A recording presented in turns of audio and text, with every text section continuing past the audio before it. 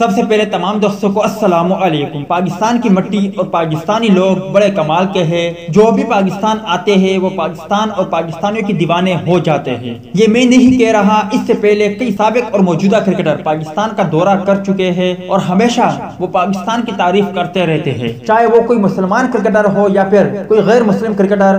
وہ جب بھی پاکستان آتے ہیں وہ پاکستان اور پاکستانی کانوں کی تعریف کرتے ہیں۔ شین واٹسن، بین ڈنگ، کرس لین، سکندر رضا، معین علی، ایلٹن چکنبورہ کے بعد اب زمبابوین کرکٹ ٹیم کے آل راؤنڈر ویسلے مدویرے نے بھی پاکستانیوں کے دل جیتے اور پاکستان اور پاکستانیوں کے بارے میں کیا کہا، آج کے زیر نظر ویڈیو میں آپ بھائیوں کو اسی بارے میں بتاؤں گا۔ مگر مزید تفصیلات کی طرف بڑھنے سے پہلے اس ویڈیو کو لائک کریں۔ کالے ہیں مگر بڑے دل والے ہیں، اس کے لیے کمنٹ سیکشن میں کوئی بہترین جملہ ضرور لکھیں۔ زمبابوے کرکٹ ٹیم کے آل راؤنڈر ویسلے مدویرے نے کہا ہے کہ وہ پاکستان آ کر کافی پرجوش محسوس کر رہے ہیں۔ پاکستان کے لوگ بھی اچھے ہیں اور پاکستان جتنا بھی دیکھا وہ پسند آیا۔ نجی ٹی وی کے مطابق زمبابوے کے آل راؤنڈر ویسلے مدویرے نے ورچوئل پریس کانفرنس کرتے ہوئے کہا ہے کہ پاکستان میں کافی نامور ٹیموں نے آ کر کھیلا ہے، پاکستان میں پریکٹس کر کے کنڈیشن کو اپنانے کی کوشش کی۔ ویسلے مدویرے نے کہا ہے کہ کوشش یہی ہے کہ دورے پاکستان پر پرفارمنس تو انہوں نے کہا کہ ون ڈے فارمیٹ میں اچھا کھیلا لیکن T20 میں بہتر کھیل کی ضرورت ہے۔ مدویرے کا کہنا تھا کہ ہیملٹن ماساکٹزا،